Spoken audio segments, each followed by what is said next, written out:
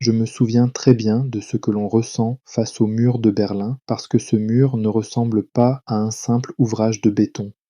On le voit d'abord comme une présence, il coupe le paysage, il coupe les lignes de fuite, il coupe même les idées. En 1981, quand je l'ai photographié en couleur avec mon Nikon F, je n'avais pas seulement envie de documenter un lieu. Je voulais garder une trace de cette sensation étrange, presque physique, de se trouver devant une frontière qui ne devrait pas exister. Sur mes photos, ce qui me frappe encore aujourd'hui, c'est la matière. Le béton a une texture lourde, comme une peau froide. Il y a des traces, des coulures, des reprises, et ce sentiment que tout a été fait pour durer. Et pourtant, au pied du mur, la vie insiste. La couleur raconte cela mieux que tout. Les graffitis, les affiches, les couches de peinture, les teintes vives posées sur une structure grise, comme si les gens cherchaient à remettre du langage, du cri, de l'humain, là où le mur voulait imposer le silence. Je raconte souvent que, devant le mur, on comprend une chose très simple. La politique, d'habitude, c'est des discours et des journaux. Là, c'est devenu un objet colossal, planté au milieu d'une ville, et qui oblige chaque pas, chaque regard, chaque itinéraire à changer. On ne se déplace plus naturellement. On contourne, on anticipe, on se demande si on a le droit d'être là, et ce doute, même si on n'est qu'un visiteur, on le sent immédiatement. Ce mur, en 1981, porte aussi une ambiance de surveillance. On aperçoit des miradors, des dispositifs, des zones vides qui semblent volontairement vides. Ce qui est troublant, c'est que le vide devient un outil, un espace nu, sans café, sans vitrine, sans flânerie. Un espace qui dit ne reste pas ici, ne traîne pas, n'observe pas trop longtemps.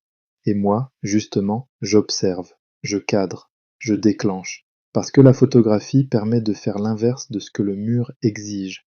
Elle oblige à regarder. Quand je repense à l'appareil, au Nikon F, je revois le geste précis, presque mécanique, qui contraste avec l'émotion du moment, régler, viser, respirer, déclencher. Ce geste me rassurait, il me donnait une façon de transformer la sidération en trace. Et je crois que c'est aussi pour cela que ces images comptent. Elles ne montrent pas seulement le mur. Elles montrent un instant où l'on essaie de comprendre le monde tel qu'il est, même quand il est absurde. Ce qui est frappant, c'est la manière dont Berlin semblait vivre avec une cicatrice ouverte, une ville moderne, pleine de mouvements, et soudain cette coupure. Le mur n'était pas seulement une séparation entre deux systèmes, il séparait des rues, des habitudes, parfois des familles, parfois des souvenirs. Il imposait une géographie de la méfiance. Et quand on marche le long de cette ligne, on sent que ce n'est pas seulement de la pierre, c'est de la peur solidifiée, c'est une décision devenue béton.